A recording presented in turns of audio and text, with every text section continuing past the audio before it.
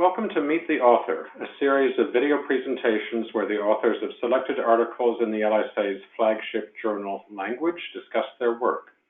I'm David Robinson, the LSA's Director of Membership and Meetings, and today I'm joined by Gary Toms and Jennifer Smith, co-authors with David Adger and Caroline Haycock of Syntactic Variation and Auxiliary Contraction, The Surprising Case of Scots, which appears in the December 2019 issue of Language and is available online now at Project Muse at the URL shown on your screen.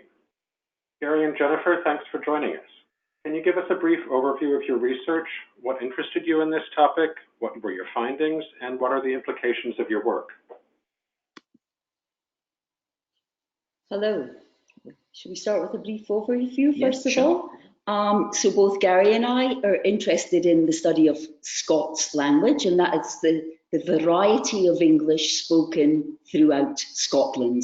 Gary works on the syntax of Scots, and I work on the sociolinguistics of Scots. And for this particular paper, what we were particularly interested in was contracted forms.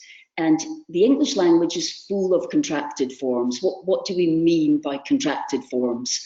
Well, that is things like, instead of saying it is here, we would more than likely say it's here. Instead of saying I have been there before, we're more than likely to say I've been there before. So when we look at these contracted forms, what we find is something very interesting in their use. And that is that there are rules on where and when you can contract something. So an example of that is that speakers would happily say something like, it's in the box, with the contracted form. Instead of it is it's in the box. But you wouldn't hear a speaker saying, I don't know where it's. It's just bad. You're not going to get a speaker saying that. Now, when we look at research on contracted forms, we seem to find that these rules of where you can and can't contract forms seem to apply in every variety of English studied. So whether you're a speaker from Philadelphia, or whether you're a speaker in London or the Caribbean, you appear to follow these rules of contraction. What else we should say here as well is these rules are really, they're very high level, they're very, very complex, but people aren't aware of them. It's not something that you go, oh, I can contract there, but I can't contract there. It's very much below the level of consciousness.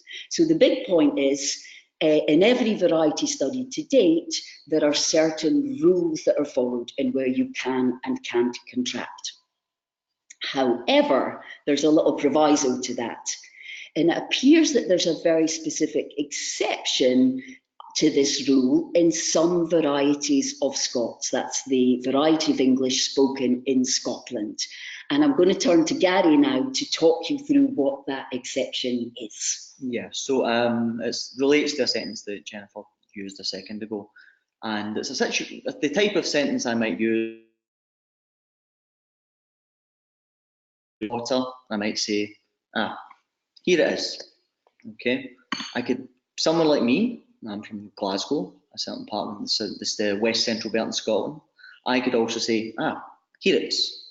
When you've got the contraction there, the contraction which is kind of at the end of the sentence, right? And this seems to be a violation of this generalization that Jennifer was talking about. And if I say this to someone else, say this to Jennifer, when I describe this to North American friends, people from England, and I told them that that's the kind of thing I could say, they were kind of like, oh, really? Really, really specifically, just they thought that was strange and unusual that I could contract there. Completely natural for speakers like me. And so, and it seems to be only in this little discovery situation, I might say, here it is, or there it is. You know, and if I was looking for someone, I might also say, there you are. That type of contraction is entirely natural for myself. Also, well, some of these contractions are also natural for Caroline, one of our co-authors. And so we knew this was something that was happening in Scots, and we wanted to understand more about, you know, what the limits of it were. Could you do it with all the forms? Which speakers allowed it? There's differences between generations. contractions or any other dialect features of Scots varieties. And so we went looking to find out more. Jennifer can tell you more about that. So we had a good opportunity to look more closely at this particular Heerates form through the work that we've been undertaking over the last 3 years here in Glasgow, and that's work on what we've called the Scots Syntax Atlas. And what this is it's an online digital resource of the syntactic structures used across Scotland. So what do we mean by syntactic structures? We mean things like, generally in standard English, you would say something like the car needs washing, but in Scotland, you would say the car needs washed. So particular differences between Scots and other varieties of English in the syntactic structures that are used. So what we've done in the Scots Syntax Atlas is we've gone to nearly 150 locations throughout Scotland, and we had a 200-point questionnaire that's using judgment data. So we would go into the communities. We had older speakers and younger speakers, 18 to 25-year-olds and 65-plus-year-olds, because we wanted to look at things that may be changing in Scots as well. And we would have insiders from that community go through this questionnaire with the participants. So we may ask them something like, we may go up to North East Scotland and say, can you say, oh, where's the book? Heerates. And they would say, no, I would never say that. Or, yeah, that sounds okay, I would say that. So a 200-point questionnaire.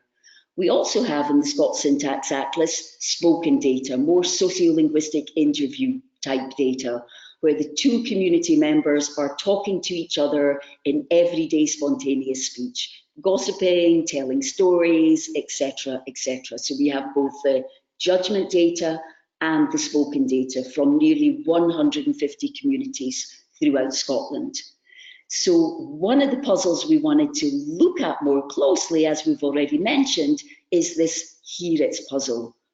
Which speakers can use it and in which particular context they can use it? And I'm going to hand back to Gary now and he'll talk us through what we found. Yeah, so the main findings that we had which related to this construction, so we tested a bunch of sentences throughout the country. We tested something like Heerates in the relevant context, likewise Theirates, these types of things. Generally, if someone accepted one, they accepted the other. That seemed to be fairly consistent. We also found that acceptance was clustered around Glasgow, where I'm from, around Glasgow and really this central part of the country. So people accepted it in a particular contiguous area, an area which we wouldn't necessarily be able to describe as like having one particular set of accent features in common. So it didn't seem to us that we could pick out a set of like phonological or just accent features that we could pick out which could be responsible for this. So that just the distributions gave us part of the puzzle there.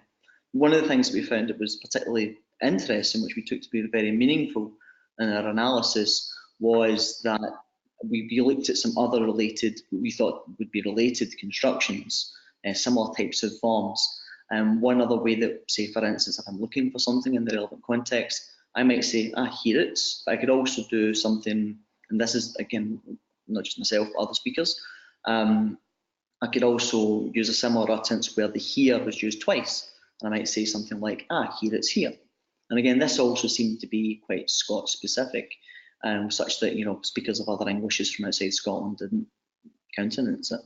And so what we found, we looked into that as well. And what we found, which was, we thought very important and significant, was there was an entailment relationship between this repeating version, Heerates here, and this sort of very kind of oddly short version, Heerates, such that if a speaker accepted Heerates, they would accept Heerates here, but not vice versa. So there was an entailment relationship between these things. And so we took that to be meaningful. We thought these two things have to have a common core. That's a common ingredient here, which gives us an explanation for why we have this very specific exception to this gap restriction. And so the paper describes that empirical picture as well as a few other nuances to do with the subject pronouns and stuff like that. And the analysis we arrived at was one where we tied these two things together. We tied the here it's short one and the here it's here repeated one together. And in particular, the way that we went about this analysis was where this here it's here construction, the first here, that one that you get initially. So if you think about the kind of standard version that they say a speaker from elsewhere in the country, let's say standard, and non-Scots version, someone would say, here it is. That here is notionally, we understand it as the kind of thing that would normally follow the verb, because you could say, it's here. And these are often described as sort of fronting constructions. You take the here and you put it at the front. So it goes from it's here to here it is, okay? But the here it's here construction, it didn't look like that was obviously what's happening with the first here, because the here follows the verb as well. You've got two of them, here it's here. And so what we said was that first here is actually a specialised form which Scots speakers have developed, which is specific to these sort of discovery exclamations, these discovery expressions.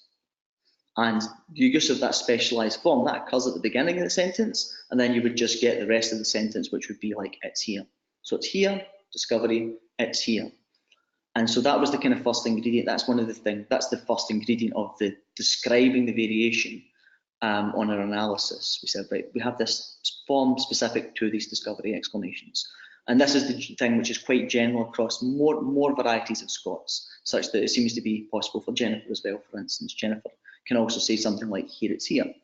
But then to account for the fact that you get this here it's, this kind of very specifically restricted form, this very tiny form, what we said is, well, this construction also involves that initial particle or element, that introducing specialised form here, which expresses surprise. And then after that, we've just got the contraction, not actually got the full structure which we'd have. We'd normally have it's here. What we've actually got is just it's, and normally you would have the second here, which is your kind of what we call the predicate of the sentence. But what these speakers of this specific variety that allow this unusual contraction do is they have innovated here, which they can have in that location. And so that's the additional step from Jennifer's dialect to my dialect. And what we said is this is how we can explain how this contraction is possible. We can say in this construction, we've got your initial here and a second here, which is null. This isn't a fronting construction. You've not fronted anything. And what we said is all of these other cases that are dealt with by this generalization, something like, I guess, where it's, the where has been fronted in some way or another. And that's the generalization which people had. And we said, well, that generalization can be preserved, but it so happens that in these apparent exceptions, it looks like there's fronting, but there isn't. There's just more abstract structure. You've got this initial here, which is specialized to the structure, and a null here in the following position. And so the implication of this analysis is that, you know, this restriction on contraction following, this restriction on where you can do contraction is sensitive to whether or not you've got what we may call a fronting construction, or whether we've got something much more elaborate, as we've described, where we said, right, there's this here initially, and there's this null here. These things get very similar surface structures, some very similar things that you can pronounce in principle.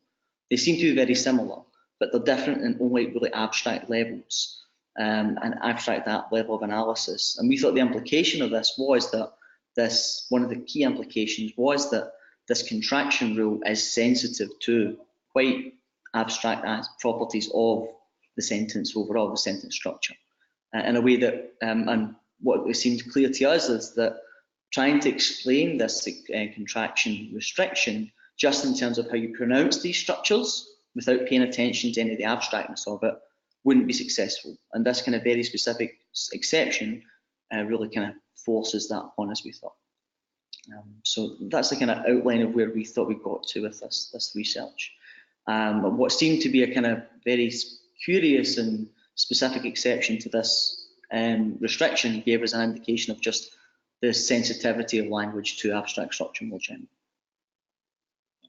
And so Gary, can I just pitch in as a sociolinguist and say, so for those differences between here it is and here it's, does that mean that the grammar of those speaker of Scots like yourself and around in Glasgow is fundamentally different from the grammar of speakers that say here it is, or where does the difference lie? So the difference ultimately, you know, describing the variation, ultimately it just came down to, for us, just that, you know, two ingredients. You had that initial particle, that initial here, which we said was specific to these dialects. So it's just something that people have learned. They've learned, we have a specific particle for this construction. They don't learn it consciously, but they pick it up just like they pick up, you know, saying hey or aha when they're surprised or something like that. They've learned that. And this isn't necessarily a difference in how the phonology works, or a difference in accent, or a difference in anything very, very deep. It's this little additional thing that they've learned. And likewise, that second ingredient was, we've got this null element in the position following the verb. This is the type of thing that people learn across languages. We have null subjects in some languages. So in Italian, you have subjects which are not pronounced, and people, as linguists, often analyze these as having null structure. It's another instance of that. So it's not massively different ultimately. It just ends up being a similar sort of variation that we see elsewhere. So we're not saying that there's like a very, very deep difference between varieties, even though it seems to get very, very different behaviour in this particular comma. So. Okay. And when we look at other, because we're looking at a ton of, we talked about the 200 point judgment data, are there things that I'm saying we've looked at so far that are really fundamentally different in Scots, or do they tend to be tweaking around the edges, as it were? Well, you know, tweaking around the edges might be the linguist's way to talk about how they're playing with their theory. You know, certainly we felt like some of the stuff that we found, some of the, you know, these curiosities you might say, you know, the data set is not just a set of curiosities or little things. We think we found some kind of real generalizations about, say, syntactic change, for instance, which, you know, we could describe as showing us something much more fundamental. I'm not sure I would say that we've got just tweaking around the edges and making a variation there, but yeah, I would say that people might be surprised by how radically different from standard varieties of English some of these varieties are. So when they hear the recordings, they will be surprised by it. I suppose it will be a matter of the theoretical analyses that we develop and other people develop to decide whether they think it's radically different. So. Okay. Thank you. Thank you. Great. Well, thank you both. Thanks again for joining us, Gary and Jennifer. We all look forward to reading the article in its entirety, and look for the next Meet the Author feature in December 2019. Thanks again.